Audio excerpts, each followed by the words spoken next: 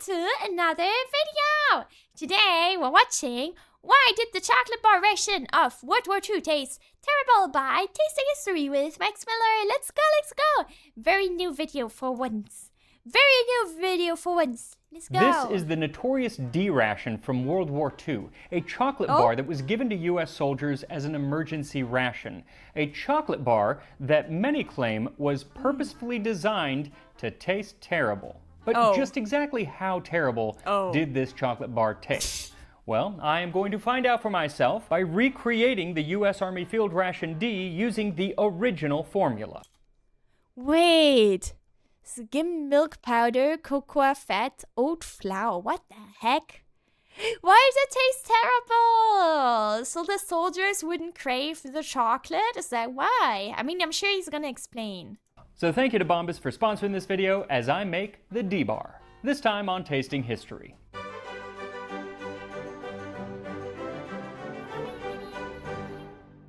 Ever since I made my first World War II video here on the channel almost 4 years ago, I have wanted to try the D-ration. It is the stuff the of D-Bar, legend. you guys. But before it was actually known as the D-ration, it was... Okay, so I think I'm gonna upload the Spotted Dick one. Oh, YouTube, you have something to look forward to. You have something to look forward to. I reacted to the Spotted Dick Max Miller video and I made it myself, but the video is not gonna be ready until probably like at least next week or in 2 weeks, so this is gonna be uploaded first. And now we get the D-ration. What are those names? Called the Logan Bar, and it was named after the man who spearheaded its creation, Captain, later Colonel, Paul Logan. He had been inspired by a previous ration from 1932 meant for the cavalry that was a 12-ounce chocolate bar made of just pretty much chocolate, sugar, and peanut butter. Absolutely delicious, but a complete failure as an emergency ration. First, the high fat and salt content made it so that whoever ate it became incredibly thirsty. Hello? YouTube, nothing happened. In case you were wondering why I changed, we had some technical difficulties. And my model died. But, anyway, let's go. Peanut butter. Absolutely delicious, but a complete failure as an emergency ration. First, the high fat and salt content made it so that whoever ate it became incredibly thirsty. Salt? And it went rancid in just a couple months. So with this failure in mind, Captain Logan, while working for the Army's subsistence school in Chicago, began to develop a new chocolate ration that would be portable, packed with calories, have a long shelf life, and wouldn't melt in the soldiers' pockets. Eventually, he turned to the chief chemist at the Hershey Company to help. His name was Samuel F. Hinkle, and he was the genius behind Hershey's syrup and the Mr. Good Bar. And Hershey syrup. F. Hinkle, and he was the genius. You guys, when you put chocolate sauce on ice cream, there's two different types of chocolate sauce you put on ice cream, right? There's the type of sauce that hardens, and then there's the type of sauce that stays liquid. I think the hardening one is so much more goated. You guys, right? Genius behind Hershey's syrup and the Mr. Good Bar. And according to the Hershey archive, at that very first meeting, Logan laid out all the specifications that he needed for this bar, and he threw one more thing in. Since it was supposed to be an emergency ration, he didn't want the soldiers eating it unless it was an actual emergency. And so he said that it should taste a little better than a boiled potato. I would not eat that. Guys, I don't like boiled potato. I would not eat that. Calling it sauce sounds kind of weird. Wait, what do you mean? Chocolate sauce. Chocolate sauce, huh? And so following those marching orders, Samuel Hinkle developed this recipe. Oh, syrup! Oh, you guys just called syrup? I would just call it sauce. Which included chocolate, plain, sucrose, sugar, milk, dry, powdered, skimmed, extra added cocoa fat, raw oat flour, vanillin, which is the vanilla flavor, and later on they added thiamine hydrochloride, which is vitamin B1. Doesn't sound that bad. I think the oat flour is what makes me think most of like, that's kind of weird. But I feel like chocolate, I mean, it's chocolate. But usually I feel like a lot of chocolate has like dry powder milk in it, no? So since this recipe gives very specific quantities, I'm going to give it all in grams so you can weigh it out. So this will make four 4-ounce bars. What you'll need is 160 grams of unsweetened chocolate, 160 grams of sugar, 70 grams of powdered non-fat milk, 30 grams cacao fat, also known as cocoa butter. You want to make sure to get food grade because a lot of the stuff that you can buy is meant for makeup. Then 20 grams of oat flour. Oh, that was also okay. I didn't even say this while I was making the spotted dick. Sorry, it's a little bit off topic. But the spotted dick asked for suet, right? And I couldn't find suet, but I googled it as well. And then a lot of the suet I found online, it sounded like they meant it for cosmetic purposes, which is really interesting. This is the key ingredient that makes it so this bar will not melt. A half gram of vanillin. This is vanillin powder. This is the kind of stuff that probably would have been used. It's kind of expensive, kind of hard to find, so you can just use some vanilla if you want. And then about 1.8 grams or 1 capsule of thiamine hydrochloride. Honestly, yeah, it's also bird food. You do not need to add that. It's not going to really affect the flavor at all, and it was only added a little bit later on to prevent people from getting beriberi, which is a tropical condition that leads to a bunch of things, including hurt feet. It makes your feet hurt when you walk. What does not make your feet hurt when you walk, in fact, makes them quite comfortable, are the socks and sandals that I got from today's sponsor, Bombas. So I have got... Thanks, Max. I was gonna say I don't know, I have a hard time finding good shoes. I feel like my feet always hurt from walking. Over the wonderful socks that I wear from Bombas, but today I am gushing over the wonderful sandals that I get from them. Perfect for summer are the Friday sandals. They're light and cushy without being too soft, and they support my feet so I can stand for hours at a time in this kitchen as I film. They also have great traction on the bottom so I can wear them outside as I spend the entire summer doing everything I possibly can to stay out of the sun. But Bombas doesn't... Same! He's so real for that. Sandals with socks? I mean, that's the German style. I don't know. If you guys think that's not in style, come to Germany, because people wear that. People wear that. Just focus on feet because they also have underwear. They also have t-shirts. And when you buy something from Bombas, you are doing some real good because for every item purchased, they donate an item to a shelter. And to date, they have donated over 200 million items, socks, t-shirts, and underwear to those in need. So whether it's socks, underwear, t-shirts, or if you just want to upgrade your shoe game, then do so with Bombas. And right now, new customers can get 20% off of their first purchase when they use my link in the description, bombas.com/tastinghistory, and use my code tastinghistory20 at checkout. That is bombas.com/tastinghistory. And now let's get back to that D-bar, which I kind of think sounds like a childish insult. You D-bar. So yeah! You D-bar! Chat, you're D-bar. Not... I'm kidding. I love you. I'm kidding. Okay, no. Whoa, sorry. I didn't know you would be that. I didn't know you would be that offended. Wait. No, I'm just kidding.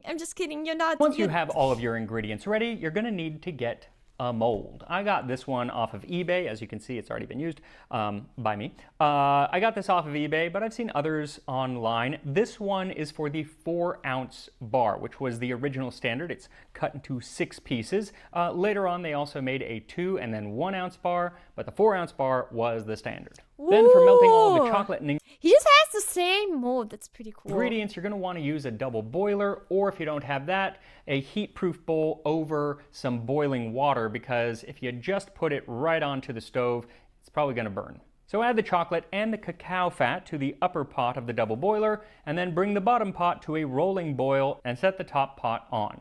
In a couple of minutes, the chocolate and fat should melt together. Then you can add the sugar and melted chocolate, you guys.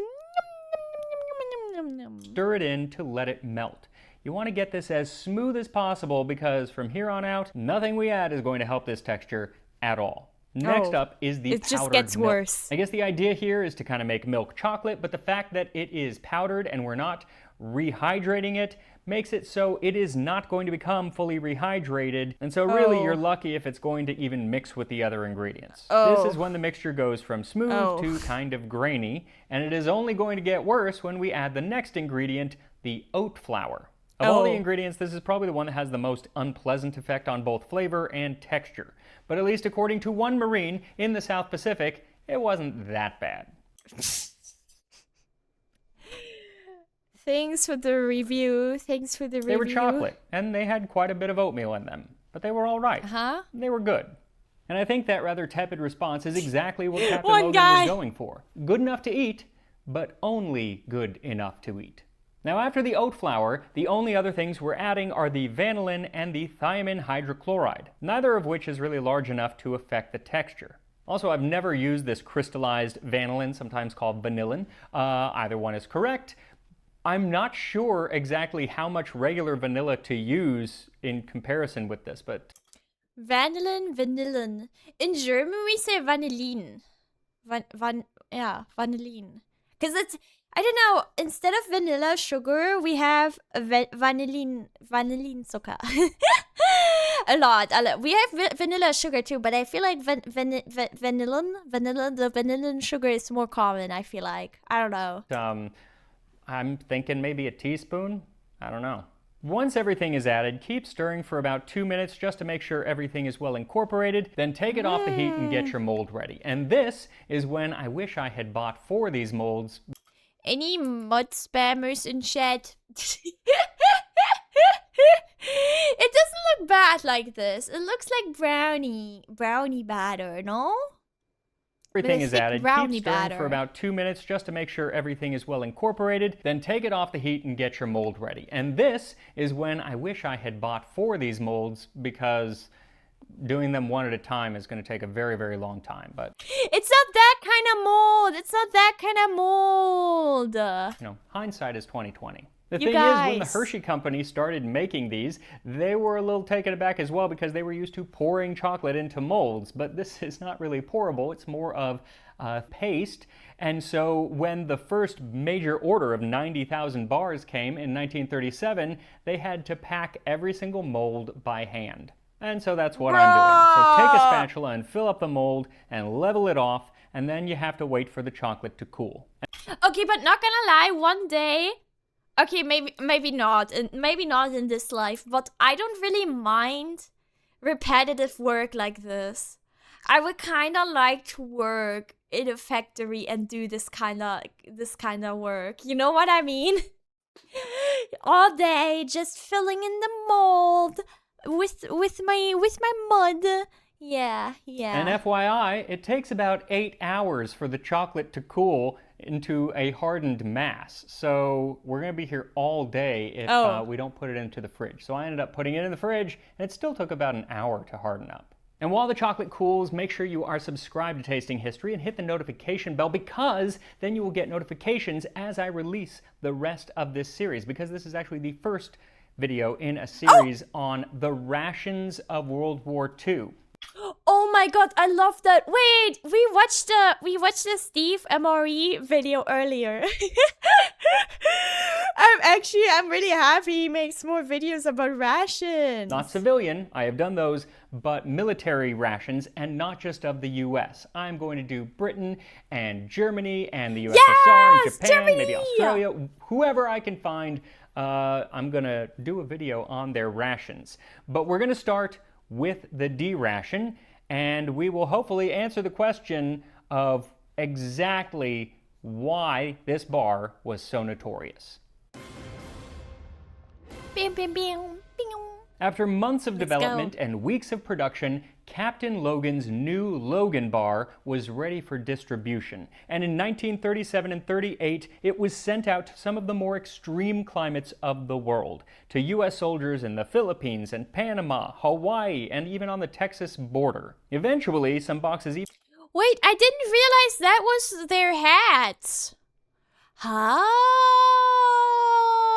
And Panama Panama, Hawaii, and even on the Texas border. Eventually, some boxes even accompanied Admiral Richard E. Byrd on his third expedition to Antarctica. And the trials were an absolute success. The Logan Bar did not melt. They kept people from starving during starvation exercises. And while nobody was complaining, the taste was not good enough that anyone felt the need to eat it before they were supposed to. What are starvation exercises? Did they train to just go without food for long periods of time? Is that what they did? What? And with this success, on November 9th, 1938, the U.S. Army adopted the Logan Bar as the primary emergency ration, and a year later it was designated as the U.S. Army Field Ration D. Chocolate goes to war in D-ration. D-ration consists of 3 4-ounce bars of concentrated chocolate. Its primary purpose is to give sustenance to the armed forces in times of extreme duress, stress, and when out of touch with bases of supply for short periods of time. It is also planned to give troops extra energy when engaged in continuous combat, and regular eating time is not permitted. I wonder why they chose chocolate though, instead of they could have picked a nut bar. Yeah, I like the voice he puts on. I like that as well. I like this as well. High energy value, but yeah, but nuts have that too. Nuts have that too, right? Chocolate hides a world of sins. What does it mean? At first, the bars were wrapped in aluminum foil, but very quickly after the war started, aluminum became scarce. There was also worry that just like in World War I, the different combatants would begin using mustard people are allergic to nuts. You're right. Quite a lot of people are, right? gas and chlorine gas. And so to protect the ration from contamination, they switched to a waterproof cellophane wrapper. Then the chocolate was stored in waxed cardboard boxes on which was printed the ingredients, the calories, 600 per bar. Damn, 600 for such a small bar? Okay, I see that. Okay, that's kind of insane. And the instructions on how they should be consumed. To be eaten slowly, in about a half hour. Though to hear one soldier tell of it, you would be lucky to be able to eat this in a half an hour. There's no way you could eat it in less than a half an hour, unless it was melted, and I don't know how you could melt it, but we were cold out there. Really? Winter cold, and you had a D-bar. It was hard as a rock, and you try to chew something, you can't. Oh. It doesn't sound great. You can put it in your mouth and jaw on it a little bit and get a little bit of flavor, but that's about it. But the one Marine, that one Marine guy who said it was good. It's tough, but it made you respect good home meals. Another seemingly more appetizing way of ingesting the stuff was also printed on the box, saying can be dissolved by crumbling into a cup of boiling water if desired as a beverage. And that's how William Abel consumed it when he was in the European theater. In our rations, one of the bars of candy was hard chocolate, and what we would do, we would take our knife and shave it off into a canteen cup, put water in it, and it made the best hot chocolate you ever tasted. No way that's good. The way I imagine it is so nasty, you guys. I cannot imagine that's good, Chad. I don't know, you guys. I don't know. World War II choco eating speedrun win. I wonder how Max will do in the end. So we had that just about every day. Now, by the time the U.S. actually entered the war, the Hershey Company had figured out a way to automate molding these chocolates so that they were able to make 100,000 units per day. Yeah, hot chocolate with water in general is a bit nasty, right? Yeah, Steve said it's awesome. Molding these chocolates so that they were able to make 100,000 units per day. And by the end of the war, they were making 24 million per week. But they were not the only ones making them. Other chocolate companies came in and produced the same bar with slight variations to the recipe. One variation was in its size, because while it began as a 4-ounce bar, 2-ounce bars were also made, and those would be included as part of the K ration. These were collections of preserved foods meant for emergencies. Wait, that's literally the one Steve had, right? I mean, the box was different, but he had the cigarettes, he had the chopped ham and eggs, he had the crackers, he had the food bar.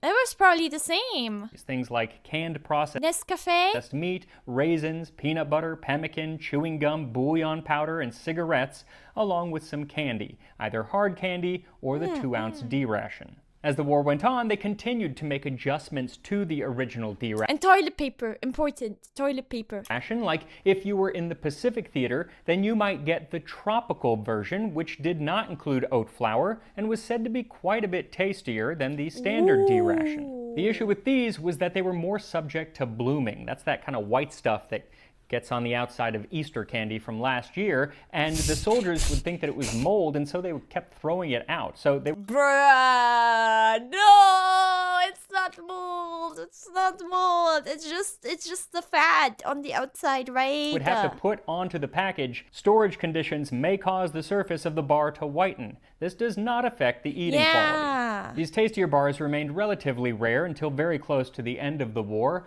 So for most soldiers, they had to rely on the D-bar to sate their sweet tooth, and even then, it didn't really work. You never got enough sugar. They gave you something called a D-bar. You were supposed to save that for when you ran out of food. It was chocolate, but it was a special kind of chocolate that they neutered so that it wasn't sweet. It was like eating wax. Oh, okay, he says it's, but wax is not that hard. Wax is it is at least, you know, or maybe he's talking about the flavor. Oh.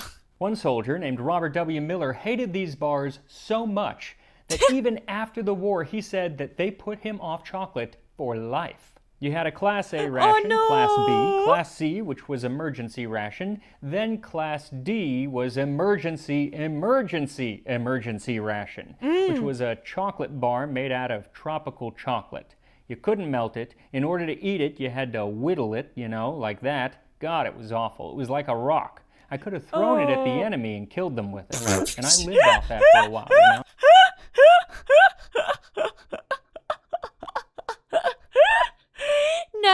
Nice secondary usage. If he didn't want to eat it, he could have just done that. I come back, I couldn't eat. I couldn't eat chocolate. Oh. Absolutely heartbreaking. But while many complained about the D-ration, others loved it because it kept them alive. And that was the whole point of the D-ration, to give you something to eat when there were absolutely no alternatives. Like one soldier said that during the Battle of the Bulge, they were pinned down for 3 days. The Battle of the what? And survived off just a little bit of cheese and an emergency chocolate bar. One of the most famous survival stories of the war, one that was actually turned into a movie, features the D-ration, but it never got to live up to its full potential. See, in May 1943, Louis Zamperini's bomber experienced mechanical issues and crashed into the ocean 850 miles south of Oahu. Only 3 of the 11 crew survived the crash, but they were able to climb aboard 2 inflatable rafts. As for provisions, between the 2 rafts, we had 6 bars of chocolate and 8 half-pint tins of water. Designed as survival food, the chocolate bars were big, divided into 6 sections. He kind of took charge and portioned out the chocolate so that each of them would get a little bit each day, and it would last for an entire week. That night, they all go to sleep, and they wake up the next morning, excited to have a breakfast of this chocolate. Yay! Well, you know, it's better than nothing. It's better than nothing, yeah. But it's gone. Oh! All of it is gone. No! And that is because one of the 3 men, McNamara, ate all 6 bars during the night. Holy shit! We both was so hungry. Are you kidding me? One of those bars was like 900 calories, no? Or no, was it 600? 600? Damn! Shockingly, they did not just throw him overboard that very moment, but that's because they expected to be rescued in just a few days. Oh. Unfortunately, that is not what happened. Dude, that guy, no way. No way. I'd be so mad. I'd be so mad. It took 47 days. 47 days of living off of rainwater and eating 2 albatrosses that they caught and some fish that they caught using one of the albatrosses as bait. 47 days of typhoons, constant shark attacks, almost dying from starvation.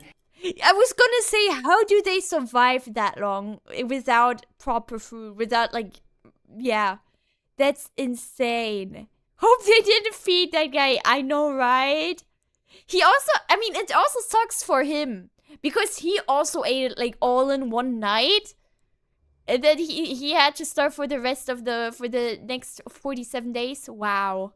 Wow. Exactly. They would have, yeah, it wouldn't have been a lot of food either, but I feel like every day a little bit is still better than nothing, right? And even being strafed by a Japanese fighter. On day 33, McNamara, who had eaten all of the chocolate, actually died, and it was only on day 47 that the other 2 landed in the Marshall Islands, only to be immediately captured by the Japanese. Oh my god. Are you kidding me? Oh my god. I'd be so fucking mad. They made a movie. Oh, okay. Yeah, he ate it, but he died first anyway. It didn't do anything. They were then sent to a POW camp, which was almost as bad as being on the raft. No. And speaking of POW camps, that's actually another place where people could get the D-ration. Mostly it was in Europe, in the German POW camps. And while in one of those camps, Francis Flynn recalled that in the prison camp we got the equivalent of a small bowl of cabbage soup or potato soup once a day. But we used to get Red Cross parcels that were brought in once a month. There was a chocolate bar, powdered milk, crackers, cigarettes. We would take the chocolate bar, cut that up. I'm not a smoker. Don't smoke, everybody. And put that in with the powdered milk. It's not good for you. And then take some of the powdered milk that we had left, and we'd make a little whipped cream out of it. And we'd put that over the top, and it was delicious. Whipped cream out of powdered milk? You can do that? You can do that? Oh my god. Guys... I've never smoked. I just find it kind of it's interesting that was like a priority back then. You know what I mean? They put that in because back then everyone smoked. No, it was kind of the thing. Another prisoner recalled escaping during a forced march from one of the German POW camps with another prisoner. And the only food that they had with them was one of these D-bars. And so after a few days of starving, one of them sees some snails in like a... Snail mention! No? Is it... gutter, and decides we have to eat, so let's eat these snails. Oh.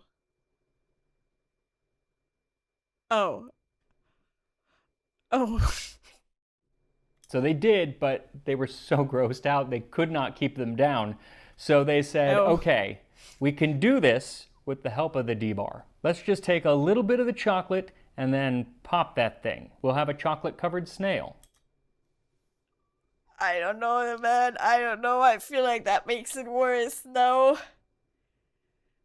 Oh, I don't know, man.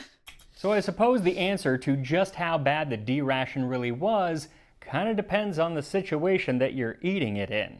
If you got access to other food, then yeah, it's probably not great. But if you're starving and there's nothing else to eat, then it is probably the best thing that you can possibly imagine. And that's the whole point of it, to only eat when you are starving. Unfortunately, I just had lunch about 2 hours ago, so I'm not starving, so... Max, why are you not committing? Why are you not LARPing? I'm not sure what I'm going to think of this World War II D-ration. So once the chocolate bar is firmed up, you can unmold it, and it is ready to eat. What do you mean you are not starving for 47 days to eat this? What do you mean? And here we are, the D-ration of World War II. So I don't really know the best way to eat this, at least to start. I'm gonna try to break it off. Oh God. It's perforated, kind of. Or... It's so thin. Okay, Wait, okay. what? So that's not... It is hard, but it's not as hard as I was worried it would be. So it's very... You can see it's already very grainy on the inside. It looks like dog food. Oh yeah, I guess, yeah, nowadays, I guess, like, yeah, protein bars are also kinda meh, usually, right? Give it But I feel like protein bars are not like bricks. a taste. Oh. Oh, doesn't look too hard. It's not as bad as I thought it would be. I would want it to be a little sweeter, yes. But it's not super bitter. There's a good amount of sugar in there. What I don't love is the texture. It's very sandy. Ooh.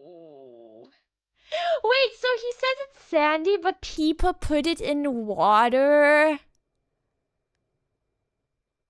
I wonder if the sandy texture is gone if you put it in water or if you drink sand chocolate water. Ugh. Those, I mean, it could. It could. But not like...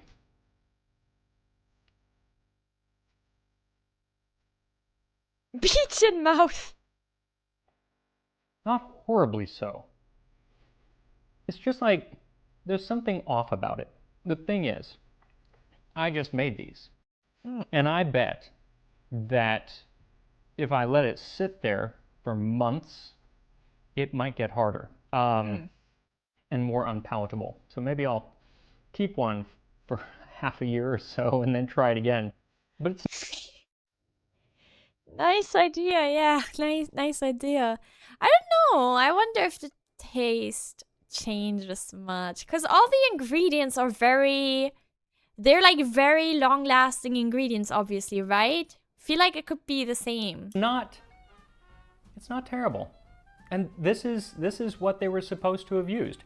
Now, maybe, like I said, there were different companies making these, and they made them to different specifications.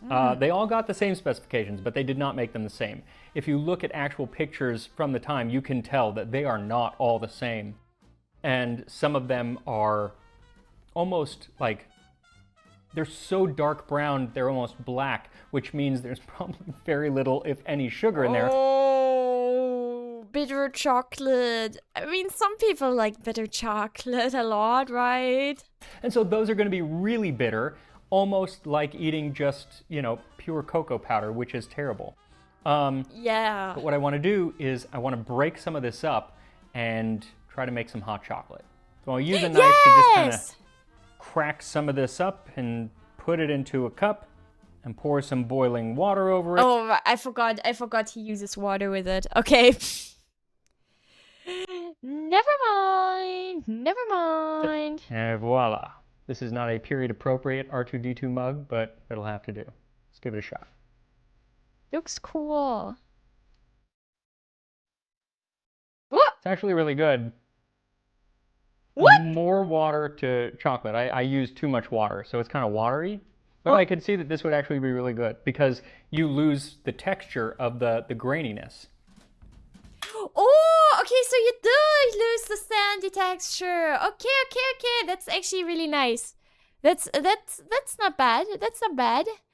Yeah, I mean, obviously you can't just get milk in the battlefield probably, and you know this is a D-ration, so right, you don't have a lot of stuff available in general. Well, I don't know, you guys. I don't know. Also, hello.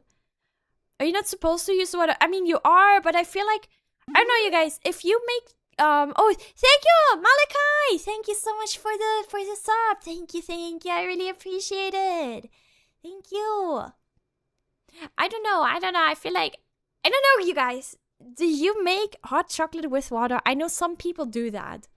But in my head, I just cannot imagine it being good.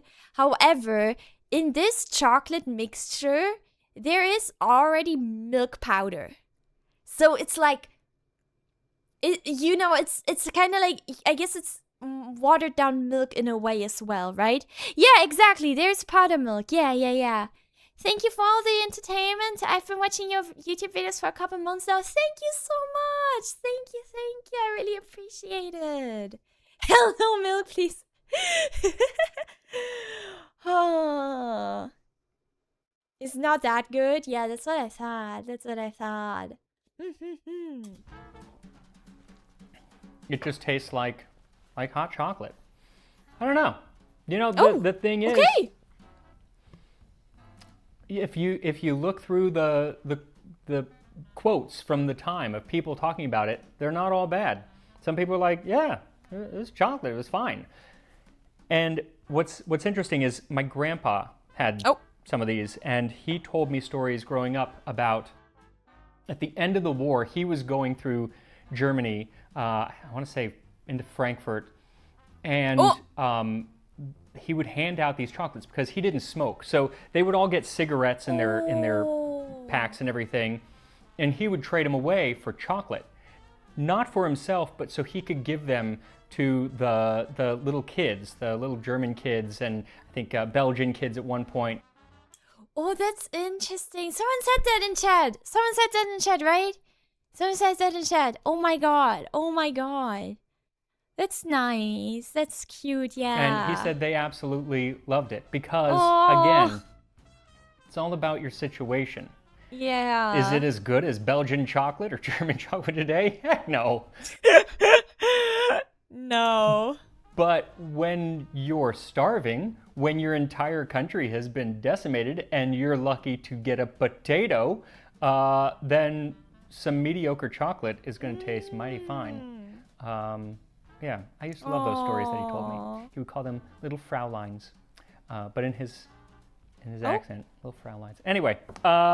Like little ladies? Yeah, that's the D-bar, the D-ration. I've wanted to make it for a long time. I am going to be doing more rations. Whether I'm actually making the rations or cooking with the rations or making something that is ration adjacent, the history that I'm going to be talking about is about the rations and about just the cooking and what the different soldiers and the different militaries were eating, because they were very different. And so, yeah, over the next year, 2 years, the last one took me like 2 years to do, and I'm still not even done the Homefront series. So stick with me for the next couple years as I make my way through these videos, and I will see you next time on Tasting History. That's fun. I love that. I'm happy that he's doing that. I'm actually really happy. I really want to try. Oh, it doesn't work. I really want to try an emery myself one day. Well, anyway, you guys, if you enjoyed, like and subscribe, come over to Twitch to watch me live. Make sure to check out Max Miller and check out his other videos and this original video if you want to watch it again, if you want to try making it. And check out my second channel if you're also interested in seeing me cook or play games and do other stuff. I do everything on my second channel. I do everything except for reacts, basically. And come over to Twitch to watch me live. Bye, YouTube. Bye-bye.